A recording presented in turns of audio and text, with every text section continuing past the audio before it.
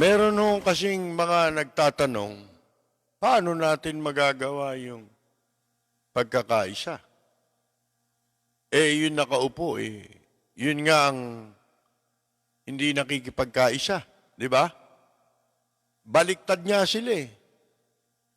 Pag sinabi nila magkaisa, ibig sabihin no, watak-watak tayo.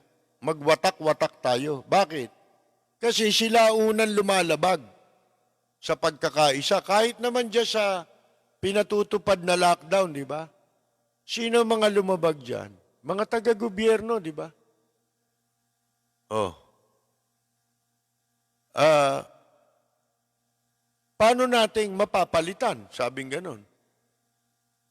Yang nakaupo sa gobyerno. Yun na nga problema eh. Wala nga tayong pagkakaisa eh. Alam nyo, yung pagkakaisa, yan ang kinatatakutan ng mga politiko. Ayaw nila yan. Parang ano yan eh, yung panahon ng komunismo, di ba? Yung tinatawag na low intensity conflict sa mga bansa, katulad natin. Ano ibig sabihin ng LIC? Yung low intensity conflict. Kinakailangan para pagkapirahan, ma-maintain mo na merong conflict sa bansa mo. Halimbawa, yung terorismo. Halimbawa, yung insurrection, yung rebellion, di ba? Yung, yung insurgency, low-intensity conflict. Kunyari, kalaban mo yan. Lahat gagawin mo. Kunyari, mini-maintain mo. Pero ayaw mo silang lipulin. Hindi sila pwedeng mawala. Kailangan nandyan sila. Bakit? Matitigil ang pondo eh. Di ba? Wala ng budget ang AFP pag wala ng kalaban. Ngayon, yung mga ayaw umalis na politiko sa gobyerno, sa pwesto, ang tendency niya para hindi siya mawala sa pwesto, ano gagawin niya? Kukunin niya ang proteksyon ng AFP. Kung hindi man proteksyon, mga kaibigan, wag silang papanig sa mamamayan. Huwag kayong papanig sa mamamayan. Ano gagawin? Bubusugin. Ito Kasi nga, ayan, katulad niyang yung pipirmahan daw, ano yun? Anti-terror bill. Sino makikinabang dyan? Military makikinabang dyan dahil kailangan nila magkaroon ng budget para labanan nila yung mga terorista. Sino ba yung terorista? Yun din yung insurgents nun eh. Di ba sila na nagsasabi yung komunista raw? Kung totoo yan, yung MPA daw, di ba? Yung mga komunista rito. Kung totoo yan, bakit kayo nakikipag-lips to lips sa China? Di ba? Sino ba pasimuno ng komunismo? Di ba sila? Sila yung komunista eh. Kaya nga ayaw sa kanila ng mga kapwa nila Hong Kong at Taiwan. Kasi komunista sila eh. Kaya nga nagkaroon ng bansang Taiwan eh. Umalis sila dyan eh. Dahil sa komunismo ni Mao Zedong. Hindi ba? Mga kaibigan yun yung tinatawag nung araw pa, low intensity conflict. Ibig sabihin, kung talagang gusto mo, bakit ang Japan wala niyan? Sa Japan, legal pa komunista. Katunayan, yung isang partido, political party doon na maliit, pero maingay, yung komunista yun eh. Sa Japan. Pero walang insurgency. Hindi ba? Magtaka kayo. Dito, ginawa pa nga legal yan. Dati, illegal yan eh. Nung naupo si Mrs. Aquino, ginawan legal. Dati, bawal mo ituro talaga yan. Ngayon, makakalantad na sila eh. Mga kaibigan. Bakit sa Japan? Yun ang pagtaka nyo. Meron ding communist ideology sa Japan. At tunayan, kasali sila sa politika eh. May mga kinatawan din sila eh. Hindi ako nagkakamali, yung Kumeito, yung partidong yun. Komunista yun eh. Kung di man komunista yun eh, ano yun eh? Yung isa. Ano yun? Yung kamukha nila, Pimentel, komunista rin yun eh. Na medyo mas moderate ng konti. Mga kaibigan. Ngayon, yun, doon tayo magtaka. Ang ayaw talaga nila, magkaroon ng pagkakaisa. Kasi, napakadaling magpalit ng gobyerno kung nagkakaisa mga Pilipino. Napakadaling. Kaya wala na silang kahihiyan eh. Dahil sa watak-watak ang mga Pilipino. Sabi ko nga sa inyo, yung mga dito, ang kinakain nila tuyo. Ulo na lang ng tuyo ang inuulam. Ayaw pang bitiwan yun eh. Ipagpapalit pa nila yung ulo ng tuyo kesa sa magandang kinabukasan. Ito, kahit minsan nabubuwisit tayo sa mga rally ng mga kabataan. Depende naman kasi yun eh, sa sitwasyon. Pero kung meron nang ipinaglalaban, kasi kaya tayo nabubuwisit, meron pa na wala silang pinaglalaban eh. Nagrararally, di ba? Wala namang pinaglalaban. Pero ngayon, hindi mo pwedeng sabihin walang pinaglalaban yan. Di ba? May ang daming issue ng gobyerno ngayon. Hindi nga nila masagot ang mga issue eh. Ang ginagawa nilang sagot dyan, maglalabas nila ng panibagong issue para matakban yung tunay na issue. Ganun ang ginagawa. Na hindi naiintindihan ng pangkaraniwan tao. Dinadivert. At saka yung paggawa ng, halimbawa, mayroon silang pinaplano. Magke-create siya ng ibang ingay para hindi mo mahalata kung ano talaga yung pinaplano. Ganun ang mga taktika sa politika na mga sukab na nasa gobyerno, mga kaibigan. Sabi ko nga sa inyo, pagkakaisa lang ang kailangan natin. Ngayon, paano tayo magkakaisa? Kailangan may leader. Kapag ang bansa na ang pinag-uusapan, set aside mo na yung personal mo. Ano ba yung personal mo? Personal mong paniwala. Personal mong paniwala kay Marcos, personal mong paniwala sa mga Aquino, set aside mo yun. Kasi, parehong interest ninyo ang bansang Pilipinas. Ngayon,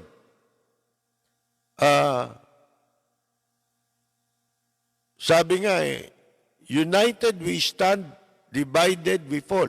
Babagsak tayo.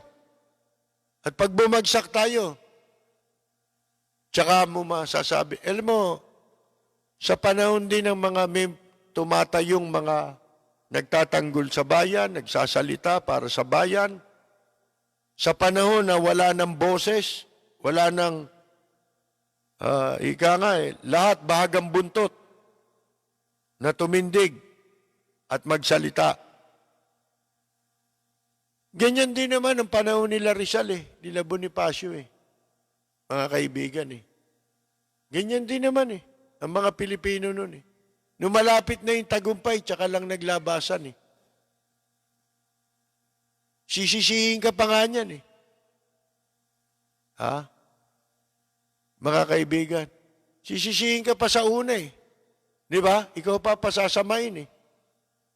Oh, yung mga nagsasalita, ganun yun. Ngayon, kailangan may leader. Hindi tayo pwedeng magsalita nga tayo. Hindi naman kami leader eh. Di ba? Dapat mayroong mag-leader.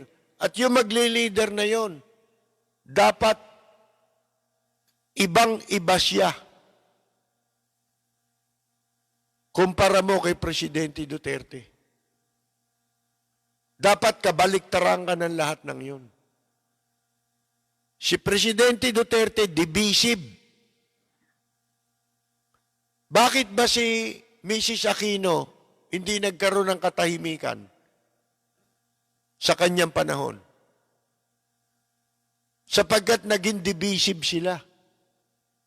Ano ba ang ginawa niya at naging divisive? Hindi ba? Ganon din ang ginagawa ngayon. Nung araw, pinasasama yung mga naniniwala kay Marcos. Oh, ganon din yun, divisive. Basta may kaugnayan ka kay Marcos, hindi pwedeng si Marcos maging mabuti para sa kanila. Sila lang ang mabuti. Di ba ganon din ito? Attitude nito ngayon? Mas masahol ito. Incomparable nga to sa lahat ng presidente. Hindi, wala siyang pag-anuan.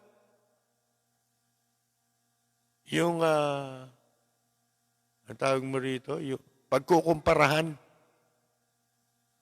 Ha? Kasi magiging kalapastanganan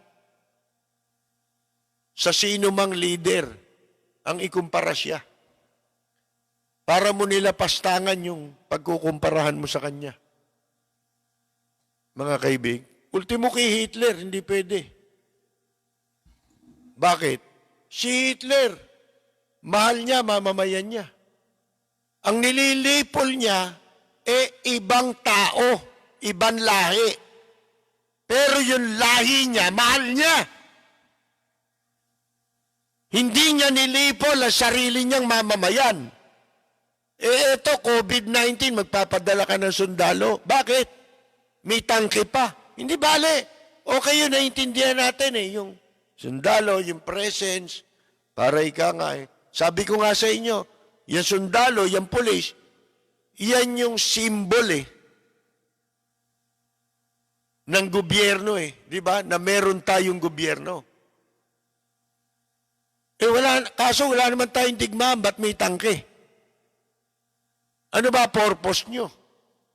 Di ba? Ano ba talaga yan, kuya? Oh. At alam nyo, may kasabihan pa nga di ba? The only thing, sabi nung isang pantas, the only thing necessary for the triumph of evil is for good men to do nothing. O sa ibang salita, for evil to triumph is for good men do nothing. Di ba? For good men to do nothing. Oh. Yun Ang kailangan lang para magtagumpay ang kasamaan kapag walang ginawa yung mga matitino. Di ba? Kailangan may gawin ang matitino. Pero paano ka naman gagawa kung wala ka namang leader? Wala yun. Kailangan may mamuno. Maging sa Katipunan, namuno si Bonifacio. Di ba? Oh. Mga kaibigan. Dapat may leader. Hindi pwede walang leader. Oh. Kaya nangyayari, tinan mo, wala tayong buto sa gulugod. Walang backbone ng mga Pilipino. Magagaling lang sa, daldalan. Lalo na kung walang malayo sa panganib. Marami niyan, di ba? Ang dami na nating kasaysayan na pagka may panganib, kamukha nung panahon ni dating Pangulong Marcos, nag-martial law. Nasaan yung mga matatapang dito? Nasa Amerika. Matapang sila pag walang panganib. Nung wala na si Presidente Marcos, tsaka nagsiuwian dito. Samantalang, may mga naiwan dito na humarap. Katulad nila, Eva Estrada Calao. Humarap sa panganib yan, kababaeng tao. Nakikipag-lips to lips sa bunganga ng Armalite. Labas-pasok sa bilangguan, mga kaibigan. Di ba? Pero nung wala ng panganib at nasa pwesto na si Cory, nagsiuwian na rito. At yun ang mga napwesto. Sila Maceda, sila Alvarez, sumalangit nawa kaluluwa nila. Mga kaibigan, lahat ng nagsipagtago, sino nawala? Si Eva Estrada Calao. Pinatalsik pa sa Liberal Party. Mga kaibigan, iyan ang mga katotohanan, realidad dito sa Pilipinas, mga kaibigan. Di ba? Ang nangyayari ngayon kasi, wala nang kumikibo. Sabi nga sa English when plunder becomes a way of life, for a group of men in a society, over the course of time, they create for themselves a legal system that authorizes it and a moral code that glorifies it. Kaya nangyayari. Kita ninyo kahit na gaano karami magnakaw dito, may naparusahan ba? Ni demanda nga wala Ginagawa na nilang legal ang pagnanakaw, ang pagwaldas sa pera ng taong bayan. Bakit? Walang kumikibo Subukan mo, may issue. Kaya kayo, huwag kayo magpapapatol doon sa mga na gusto i-divert ang issue. Siyempre, ang gagawin niyan, personal attacks Kaya nila ginagawa yon para maging attractive sa publiko. Kinakalkal yung personal ng tao. Pero tanungin mo, ano kasalanan nun? Ano binabanat mo ron? Bakit mo sinisiraan pati ang mga pamilya nila? Tinan mo yung sila Sharon Cuneta. Di ba? Si Sharon, maka Duterte pa yan. Diyan kayo, mamamangha. Kung gaano kawalang hiya yung mga DDS na yan. Sip mo kadugo nila, bababuyin nila. Nagkataon kasi asawa ni Sharon, hindi niya pareho ng isip. Di ba? Sipin mo yan. Kung sa kanila yon, ganun din ba? Nakakasiguro ka ba yung mga magulang nila pareho naniniwala ng paniwala nila? Walang matinong magulang, maniniwala pa rito. At ang masama, ito tingnan nyo, kaya ako nasasabi, yung mga nagraraling kabataan, depende naman yan Kung meron silang ipinaglalaban. Pero sa panahon natin ngayon, tingnan ninyo, itong inchik, sabi ko nga sa inyo, nag-aantay na lang tayo ng panibagong uupo na kung tawagin Manchurian candidate, mga kaibigan, sa eleksyon. May mga nagtatanong, sino ba niya yan? Alam mo, ang eleksyon, di mo masasabi kung sino tatakbong tunay. Kasi, kita mo, nung 2010 election, presidential, tatakbo ba si Noy Noy noon? Hindi naman ah. Di ba? Akala ni Villar, siya na eh. Lahat nabili na ni Villar eh. Oh, yung programa ko na lang din niya nabayaran eh. Mga kaibigan eh. Oh, lahat nabayaran eh. Lahat ng survey sa buong Pilipinas, kulang kay Villar. Basta magharap ka lang, sabi mo, may survey, bibayaran ka na ni Villar. Akala niya siya na presidente. Mga kaibigan. At akala rin ng ibang tao, namatay si Cory. Sadya ba yun? Hindi naman sadya yun. Sipin mo si Noy Noy. Kung si Cory buhay, patatakbuhin mo yung presidente si Noy Noy, mananalo ba yun? Hindi mananalo yun. Kung buhay si Cory. Namatay. Ang tawag doon, simpatya. Sympathy votes, di ba? Ang nagpanalo kay Noy Noy. Tinalo niya yung bilyon-bilyon ng nilabas na kwarta sa kampanya. Lahat bibilin eh. Kung mabibili. Di ba? Suwapang sa survey yun. Kasabwat lahat ng dyaryo, kasabwat lahat ng survey.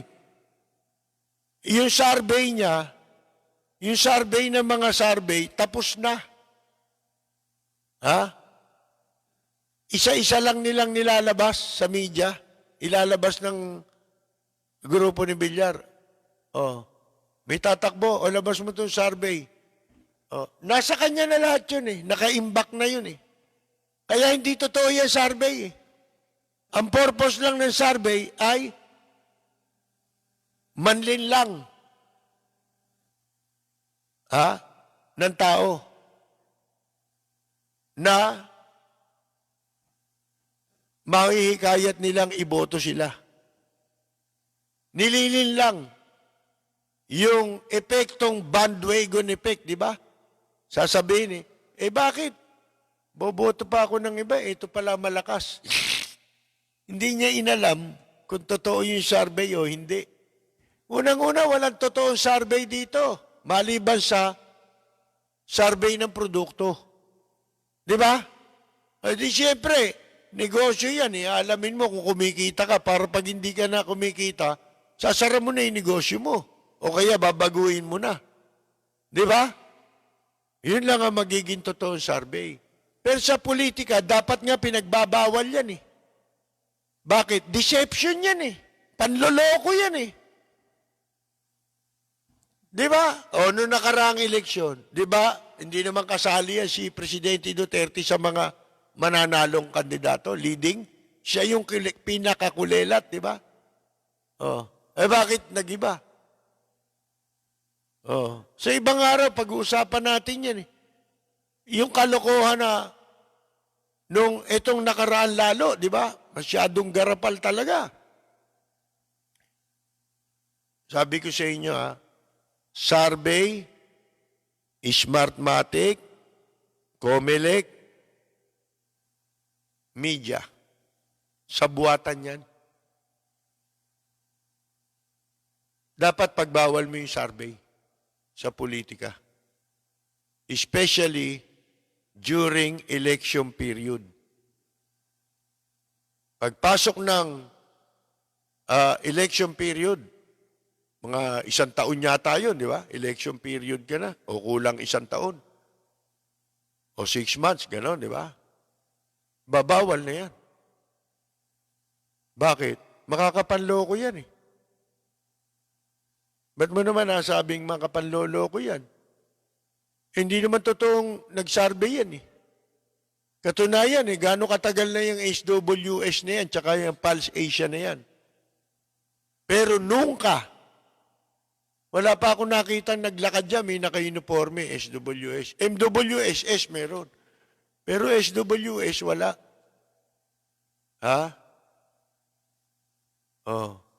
Meron akong, hindi ako. Meron akong kamag-anak, pamilya ko lang. Ilang pamilya kami, di ba? May pamilya pa rin yan. Oh, nag-asawa yung mga gano'n. Lahat ng yan, tanungin mo. Kamag-anak ng kamag-anak niya, ng kamag-anak ng kamag-anak ko, di ba? Tanungin mo lahat yan kung na-survey na sila. Sige nga. Di totoo yan. Para magmukhang makatotohanan, sa buwatan yan. Bigyan ko kayo example, gusto nyo? Si Lito Lapid. Tsaka yung anak niya. Ito, maliwanag na panlolok, nakalokohan. Sabi nila, si Lito Lapid, nung mag-i-eleksyon, lagi nasa top 5, di ba? Na senatorial. Kasi raw, nagpalakas sa kanya ang probinsyano. Di ba? Oh, okay. Kung totoo yun, bakit sa maliit na bayan nila, municipality nila, sa Porac, tumakbong mayor naman yung anak niya. Siya, senador, di ba? Anak niya tumakbong mayor. Ba't natalo yun? Nasa ang probinsyano yun. Magkasama sila. Sige nga. Di ba? O, eto. Bakit si Lito Lapid nasa top 5 before election?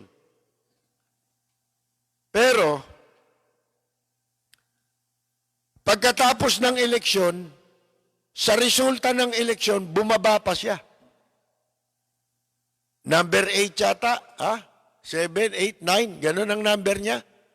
Bakit siya bumaba? Mga kaibigan.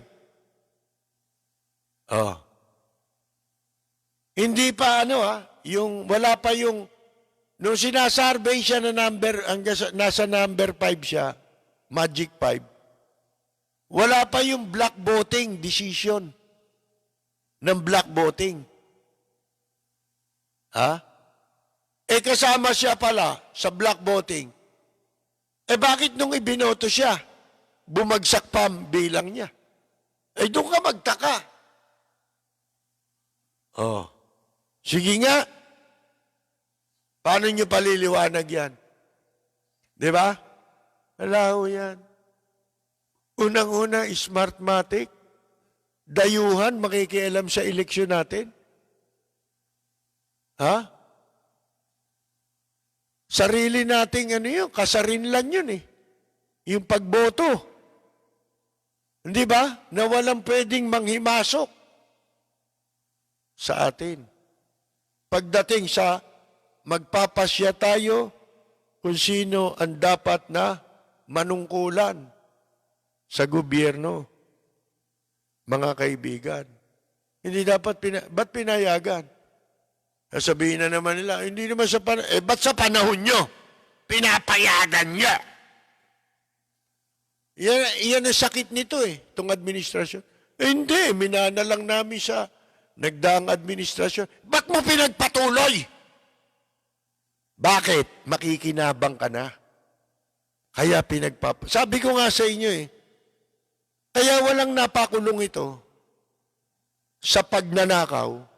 Talagang sinasadya yun. Bakit? Pinagpapatuloy ngayon At ang masama, naku po, mas grabe ho ngayon.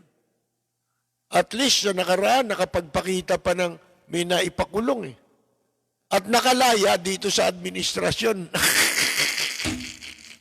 Ngayon na nagsasabing, galit ako sa korap! Walang preno kung bumatikos. Malalim at makatwirang komentaryo. Mag-ingat ang mga politikong gumagawa ng kalokohan at baka kayo ay tamaan ng Lapid Fire!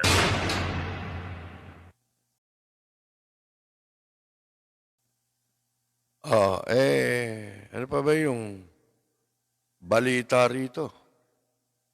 Wala namang maganda ng balita Puro masasama na balita. Huwag na kayong magluwag. sikipan na ninyo dahil pataas na naman ang pataas daw ang bilang. Mga kaibigan, sino may kasalanan na naman? Tayo na naman. Pagka pumalpak, magpapadala ng sundalo. Ha? Sino nagdesisyon nun? Ha? Sino ba nagde-decide na luwagan, yung lockdown, at sikipan? Sino? Yung bang publiko? Kayo nagpatupad niyan eh. Sabi ko nga, hanggang 2022 nyo na gawin yan. Total, may iba kayong binabalak eh. At lagi na lang, sa tao nyo binibintang yung inyong mga kapalpakan. Ito nabanggit na natin sa ibang pagkakataon. Ito ang dapat na nating paghandaan. May balita tayo na hindi na muna mag-e-export ng bigas ang mga bansang kinukunan natin ng bigas. Logical yun kasi sentido común yun eh. Sapagkat tumatagal itong COVID. Di ba? At hindi mo alam kung kailan matatapos. Yung iba akala tapos na, babalik na naman. Di ba? Wala ho eh. Napaka-dilim. Alam nyo kung ba't ano lang ang ginugusto ko sa lockdown? Medyo hirap talaga tayo pero ginugusto ko sa lockdown. Dito pantay-pantay tayo eh. Ultimo yan, mga nasa gobyerno, ang hindi lang tayo pantay sa nakaw. Dahil wala tayong nanakawin. Wala tayo sa puder na makapagnakaw. Di ba? Sila lang sa gobyerno. Pero, pantay-pantay tayo eh. Bihira mangyari yan eh. Huwag ka lalabag. Dahil hindi ka napapantayin yung mga yan. Hindi sila papayag na makapantay ka nila sa paglabag. Dahil pag sila, absuelto sila. Pag may kapangyarihan, ang lumabag, wala yun. Hindi siya covered ng batas. Sana nilagay niyo yun sa bayanihan Hilaswan. Di ba? Nilagay niyo, exempted ang mga kilalang tao, maimpluwensya, mayaman, at may pwesto sa gobyerno. Dapat niliwanag niyo yun. Hindi niyo nilagay dun. Hindi. Nawala ako. Wala.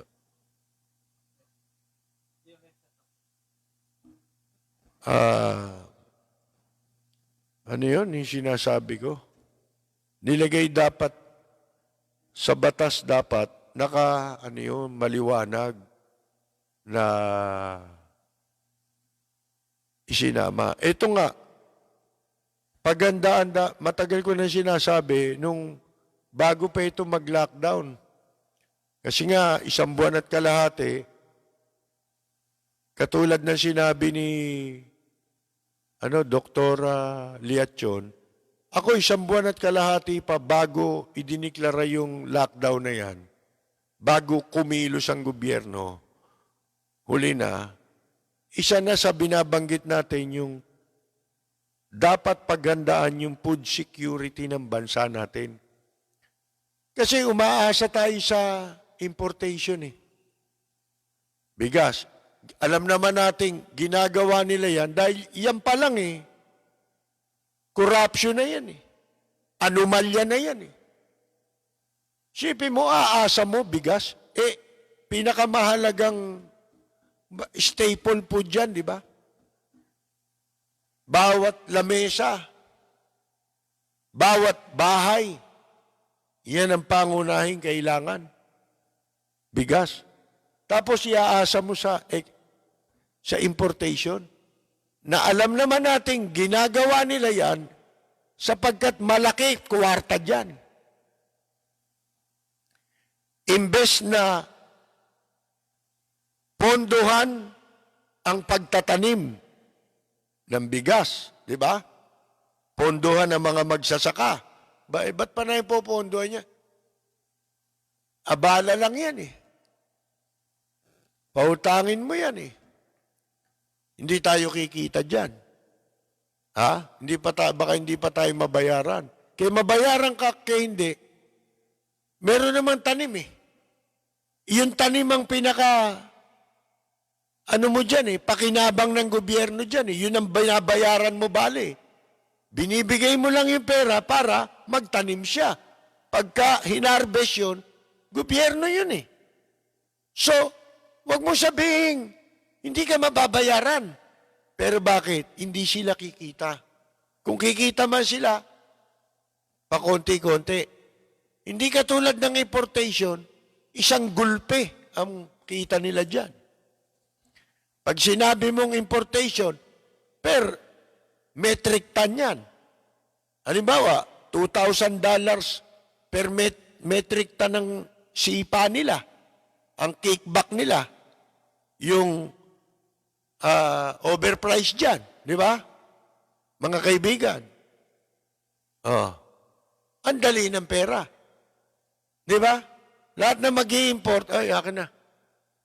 Puro pera lang. Sipin mo yan. Ilang milyong metric tons yan sa isang taon. Ito ngayon ang balita. Mukhang ang mga magsasaka,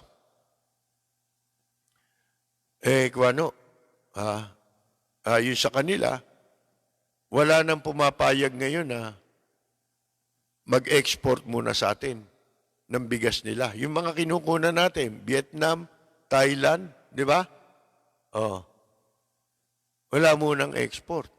Bakit? Siyempre, sisiguraduhin nila ang seguridad na makakain ng kanilang bansa. Kaya natin nagagamit si Marcos bilang example doon sa Masagana 99. Hindi tayo nag-import sa panahon ni Marcos. Nag-export pa tayo. Kaya nun, wala kang maririnig na nakakabili ng bigas na mabaho, binubukbok. Wala nun. Ang sasarap ng bigas nun. Mga kaibigan. At mura. Dahil nga marami. Sagana. Dahil po sa programa ni Marcos. Yun, maganda yun eh. Ang dami sinasabi natin yan. Sa January siguro, mararamdaman na yan ng taong bayan.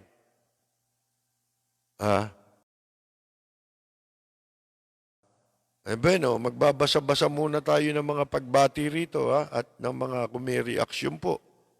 Nabati natin si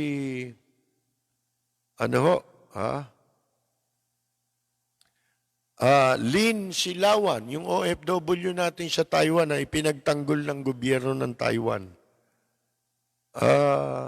Si Roy Japan Tour, siya po ang hahanapin ninyo kung kayo'y may balak mamasyal sa Osaka, Tokyo, Hokkaido, Fukuoka. Roy Japan Tour. Si Jose Santiago, palagi raw po nakikinig sa atin sa Los Angeles, California. At binabati natin si Roger Manalo. Hindi na raw siya makausap. Itong si Roger Manalo, hindi na raw makausap, saka papakinig sa atin. Si Rehilda Rose ay binabati rin natin, taga San Diego, California. Robert San Pedro ng Bremerton, Washington. Si Mimi Basalio, Nelma Crespo, si Cap Kalayag, Bienvenido Cruz San Mateo ng Winnipeg, Manitoba, Canada. Yon, ang ating mga katropa, binabati natin Arlene at Mon Barrias ng Amsterdam. Si Buenos Dias, Joel Diaz ng Italy at si Carolina Luge sa Italy. Jorge Beichong ng Tokyo, Japan. si Ella Samson Alviar, Rosita Disi, Carol Torres Brihiño, Susana, ano ba pangalan? Si June Di Valencia, isa pong singer-actor. Si Yula Sotelo, isang veteran musician din po. Carmela Torres Balcos. Yan. Si Andres Bonifacio ng Michigan. Si Maria Cruz. Binabati natin si Borges Ian ng Cebu. Si Romualdo Reyes. Marlon Pexon ng Chicago. Kaibigan natin yan. Si Ginoong Pajardo, ang Bilao ng New York. Si Grace Padilla, si Telang Padilla, si Tita Nela Padilla San Diego, binabati ho natin, no? At saka si Myla Padilla. Si Alan Nicolas, mula pa sa Manila Bay Anchorage area. Si Cyril Belen ng Antioch, California. Flor de Lisa Rance. Si Mirna Guillermo. At binabati ko po ang mga kasundaluhan sa Zamboanga na nanonood at nakikinig sa atin. Yung mga nasa ilalim po ng command ni General Camilo Balutan. Si Robert Cortez, Louis del Rosario Bay, si James C.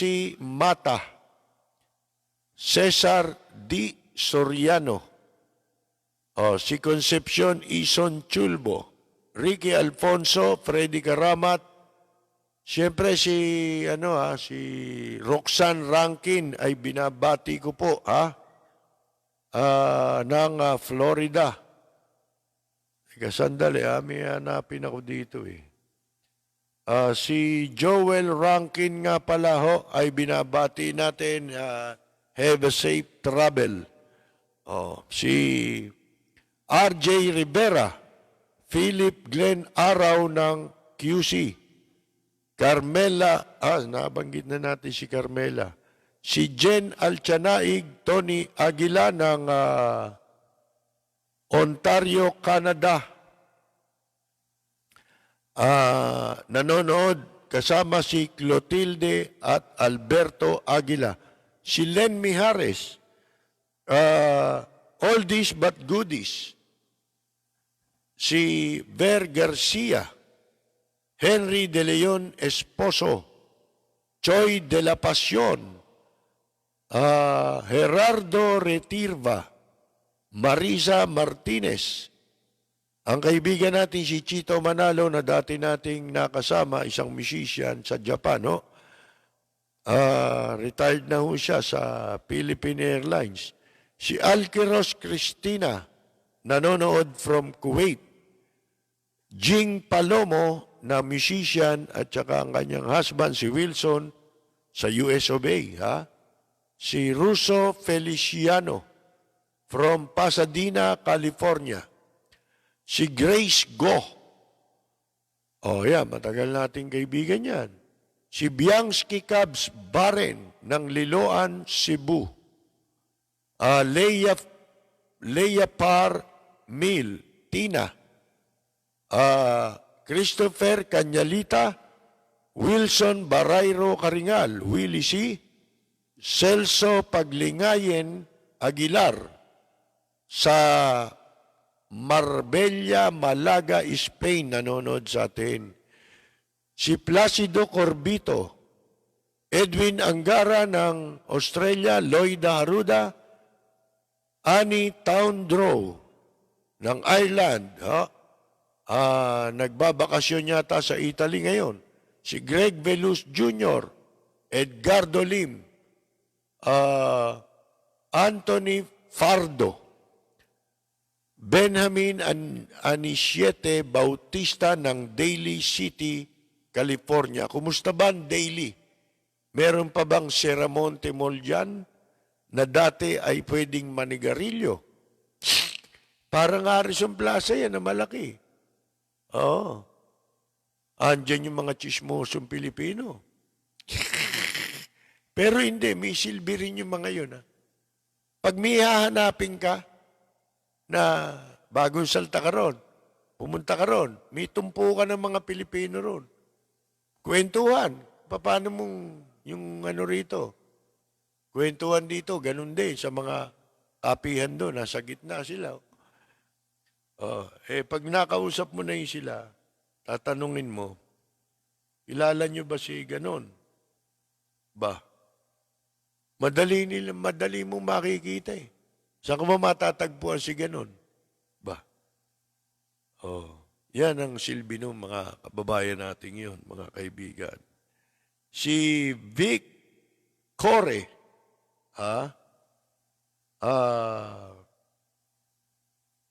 okay sa akin ang sinasabi mo sa gobyerno, kaya nakikinig ako sa iyo, pero pag usapin kay Marcos, medyo hindi ako panig sa sinasabi mo. Maliho ang iba. O, kita mo na. Kay mali ako, kay tama ako, para sa iyo, ang sinasabi ko, pagkakaisa. Alin kaya ang mali doon? Yung sa Masagana 99? Hindi yung mali yun. Sabihin nyo kung ano mali ron. Baka hindi nyo dinanas yun. Yung panahon ng nabastante tayo sa bigas. Baka mas bata kayo sa akin. Si Elisa Rojas Malinis ng Talaba, Bacoor, Cavite. Si Wilson, nabanggit na natin, si Maria Luisa de la Merced, Archie Dawinan, si Roger Rubio, Julie Asentista del Villar. Si Villar ba nakalayan? Ba't ang bunganga ako? Rosalina Santos, Mir Hernandez, si June Arbolado, Brenda Espeleta, ano ito? Naantay daw kung kailan darating dito sa Pilipinas, naantay nila yung mga namatay na Pilipino. Meron pang isang kawawang Pilipino ron, yung bangkay, iniwan lang siya sa tabi, no? Nakalagay sa bag. Para lang aso. Iyak nang iyak yung pamilya. Si Mar Mangalos Lansangan from Milan, Italy, nanonood sa atin. Si Presi Pantoja, watching from New York. Si Archie Dawinan ay taga Columbus, Ohio. Sa Japan, yung Ohio, good morning. Ito, Ohio. Si Erwin Biglete Sigua from Doha, Qatar. Oldies but goodies. Emmy June, watching from Los Angeles, California. Mirna Regalado from Las Vegas. Efren Ortilla. Sinilyang. Hubert Ivan Pang, belated happy birthday sa iyo. Ang idol natin, mula pa pagkabata, Efren Montes. Ang galing kumanta niyan, mga kaibigan. Hanggang ngayon. Rosario Zapa ng Molino, Bacoor. Elmer Catulin, Jimmy Alcano, Reddy San Miguel. Jermaine Isidro Aguila at sina Cecilia Saldi ng Santa Maria, Bulacan. Nanonood sila ngayon. Nixon Nang Torres. Sabi nga, kung hindi kayo naniniwala sa sinasabi ko, paniwala niyo yun, di ba? Wala naman masama ron. Sabi nga we can agree to disagree. Di ba? Ang kailangan natin, ma-unify. Tatanggapin mo ba, halimbawa, kung merong mamumuno para tumindig laban sa China? Tatanggapin mo ba? Yun ang mahirap. So, hindi rin tayo magkakaisa. So, wala na tayo. Di ba? Tatanggapin mo na lang kung anong gagawin mangyayari sa atin. Si Reginald Santos, si John Vida Carino, John Carino, Arsenio's Kitchen from Toronto, Canada. Si El Mika,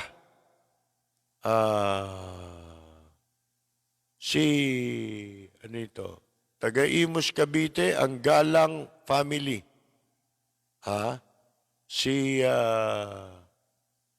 Ating idol din sa radyo, veteran broadcaster, based po sa New York, Fiorello Salvo, Mr. Fiorel Salvo. Every Saturday po, meron siyang program at mapapanood sa FB. At madalas kami nanonood doon. Si Elisa Rojas Malinis, Peter Lee, watching from Australia. Si Francis Mangahas.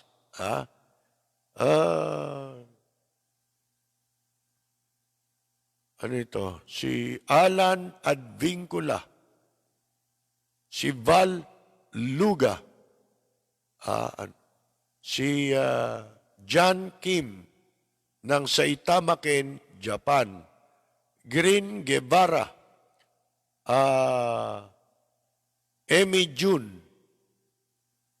Ang pagkakaisa ng lahat ng sabay ng Pilipino po, ang pagiging patriotiko po natin ang kailangan ngayon. Tama yun. Hindi ko mo gusto mo si Marcos o ayaw mo sa kanya. Hindi ko mo gusto mo si Ninoy o sino man, si Cory, si Noynoy, hindi ka na Pilipino. At dapat mawala pagiging patriotiko mo ba? Hindi. Di ba?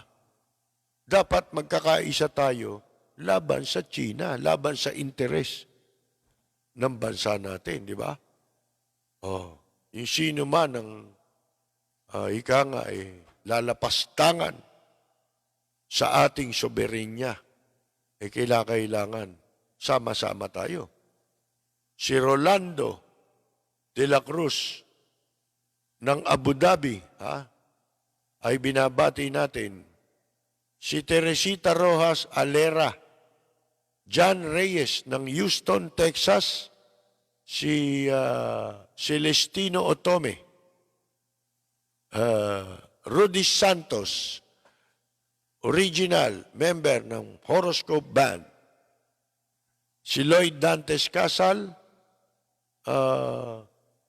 Rosalinda Dihamco Sembrano, si Butch Spark, Erwin Gutierrez, Bong Benavides, Jesus Jake Datu, si John R. Season. Marami pa hong iba, pero wala na po tayong oras. Pasensya na po sa hindi natin nabanggit.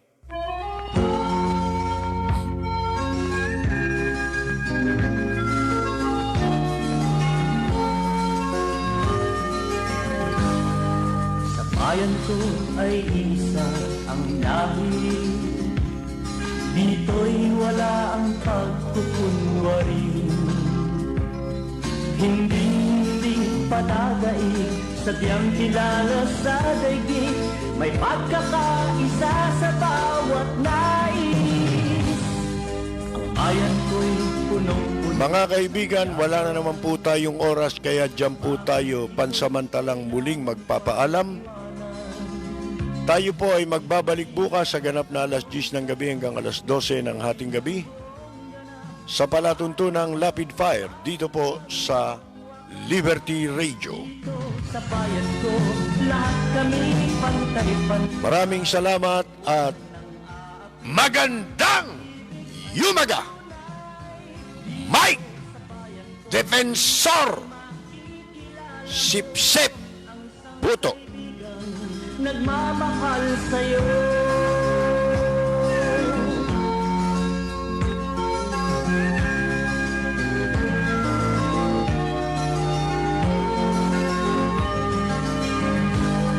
Ang bayan ko'y punong-puno ng yaman. Bakit ito'y kailangan pang iwanan? Hindi nga ba't anong sarap mabuhay ng buong ganap? Sa bayan mo, sumapit man yaong wakas. Dito sa bayan ko, lahat kami pantay-pantay. Walang nang aabit, ang pag-ibig ay tunay. Dito sa bayan ko, dito'y makikilala mo ang mga kaibigang nagmamahal sa'yo. Dito sa bayan ko, lahat kami pantay-pantay. Walang nang aapit, ang pag-ibig ay tunay. Dito sa bayan ko, dito'y makikilala mo ang isang kaibigan, ang mga kaibigan, ang bawat kaibigan na